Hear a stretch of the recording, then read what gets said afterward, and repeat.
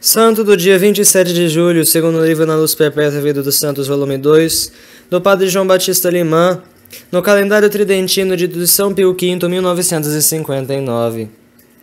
São Pantaleão, mártir. Nicomédia é a terra de São Pantaleão, um dos 14 auxiliadores em grande necessidade. O pai era pagão.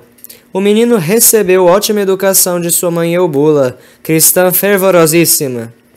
Infelizmente, esta bem cedo lhe foi arrebatada pela morte, circunstância que muito afetou a vida do filho unigênito. O pai não poupou sacrifício para proporcionar-lhe os meios necessários à carreira de médico, mas exigiu também da parte dele a participação ativa no culto da idolatria. Pantaleão conservou-se puro, no meio do mundo corrupto, provando assim a solidez da educação que da própria mãe recebera. Com sua inteligência e força de vontade, não podia deixar de sobrepujar a todos os companheiros de estudo e distinguir-se de tal maneira que chegou a gozar dos maiores privilégios e pelos mestres ser vantajosamente recomendado ao imperador Maximiano. Ao mesmo tempo, Pantaleão atou relações com Hermolau, sacerdote cristão que, por causa das perseguições, vivia com os irmãos numa casa bem retirada. Numa das conversas que teve com este sacerdote, Pantaleão falou-lhe da mãe, que era cristã. E tu? Perguntou com vivo interesse o sacerdote. Eu? Respondeu Pantaleão. Respeito e honro a memória de minha mãe e conservo fielmente a doutrina que me ensinou. Mas vejo-me obrigado a seguir a religião de meu pai e do governo, ainda mais agora que tenho em vista ser nomeado médico assistente do imperador. Hermolau falou-lhe, então, de um outro médico que superava todos os mais em ciência e virtude, que por uma só palavra curava os doentes, dava luz aos cegos, ouvido aos surdos, o uso dos membros aos paralíticos, chamava a vida os mortos, conduzia todos à felicidade eterna. Pantaleão começou a interessar-se por esse médico divino, cujo nome já aprendera a balbuciar na mais tenra infância. No entretanto, não podia decidir-se abraçar francamente a religião de Jesus Cristo. Um fato extraordinário trouxe-lhe a luz da fé. Passando um dia pelo campo, encontrou à beira da estrada uma criança morta, vitimada por mordedura de cobra. Instintivamente recuou apavorado, mas, recuperando a calma, disse de si para si: se é verdade, o que Hermolau disse de Cristo há de ser demonstrado agora. Levantando os olhos ao céu, disse: ó Deus dos cristãos, se és verdadeiramente o Senhor da vida e da morte, mata esta cobra e dá vida a esta criança. E assim aconteceu. Pantaleão apresentou-se ao sacerdote e, após um retiro de 7 dias, recebeu o batismo. Depois disto, o seu maior desejo era ver o pai na mesma religião, e sem demora pôs mãos à obra para convertê-lo, tarefa esta cuja realização só pela metade pôde conseguir. Apresentou-se-lhe um doente atacado de oftalmia. Grandes quantias este já tinha despendido com os médicos sem sentir melhoras. Pantaleão prometeu-lhe cura radical, embora o pai aconselhasse não tratar de um caso perdido. Pantaleão, porém, animou o doente, fez invocar o nome de Deus único e seu Filho unigênito, Jesus Cristo. Tocou-lhe os olhos com as mãos e o cego recuperou a vista. À evidência deste milagre, ambos, o pai e o cego, se declararam cristãos e receberam o batismo. Pantaleão, dedicado à sua profissão, procurava sempre dar aos clientes não só a saúde do corpo, como também o bem-estar da alma.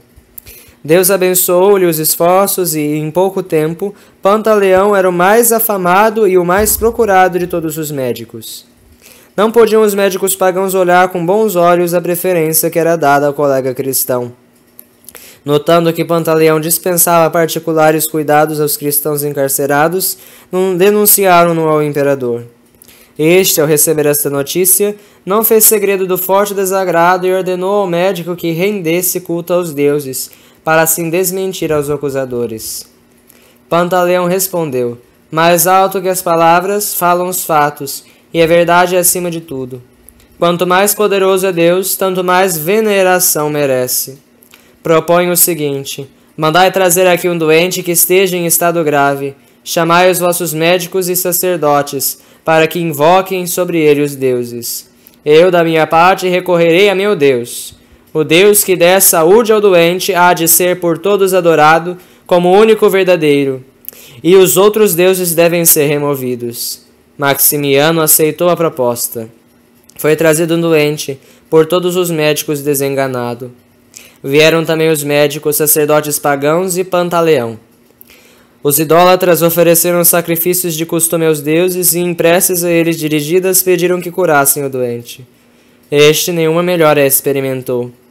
Pantaleão, em prece fervorosa, dirigiu-se a Jesus e, em nome do mesmo, ordenou ao doente que se levantasse. O doente obedeceu imediatamente e, restabelecido, voltou para casa. O imperador, obcecado pelo erro e pela paixão, em vez de cumprir a palavra, insistiu com Pantaleão para que prestasse homenagens aos deuses. O jovem cristão a isto resolutamente se negou e, com uma constância imperturbável, aceitou os tormentos que o imperador mandou que lhe fossem aplicados. Esticado sobre o cavalete, queimado com tochas ardentes, no meio dessas torturas teve o consolo de Nosso Senhor lhe aparecer. Finalmente, amarrado a um tronco de oliveira, Pantaleão recebeu o golpe de morte pela espada no dia 27 de julho de 303. As relíquias foram transportadas para Constantinopla e depositadas numa igreja que lhe traz o nome. Mais tarde vieram para Denis, França. A cabeça de São Pantaleão é o tesouro precioso da cidade de Lyon. Em Ravelo, perto de Amalfi, conserva-se uma ampola de vidro com um pouco de seu sangue, que de tempos a tempos se torna líquido. Reflexões. Para que a religião de Cristo ganhasse terreno e se implantasse com mais solidez nos corações dos homens, Deus deu aos santos dos primeiros séculos o dom de fazer milagres.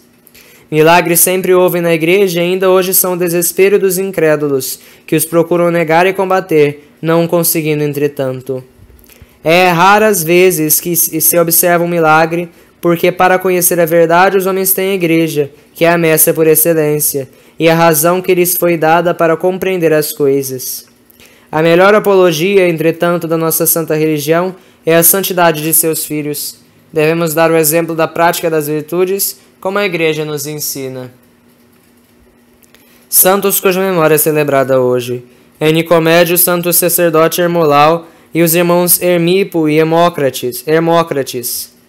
Tendo passado por muitas provações, foram finalmente condenados à morte e executados quando Maximiano perseguia a igreja. Em Córdoba, os mártires Jorge, Félix, Aurélia, Natália e Libiosa, vítimas de perseguição muçulmana. Em Auxerre, na França, o bispo Santo Etério. Em Constantinopla, a Santa Virgem Antusa, no tempo do imperador Constantino Coprônimo, que sentenciou sua expatriação por causa do culto das imagens santas. Não fora a intervenção da imperatriz, teria sido morta. Esta proteção era devida a uma profecia de Santa Antusa, dizendo que a imperatriz seria mãe de um filho e de uma filha. Salve Maria!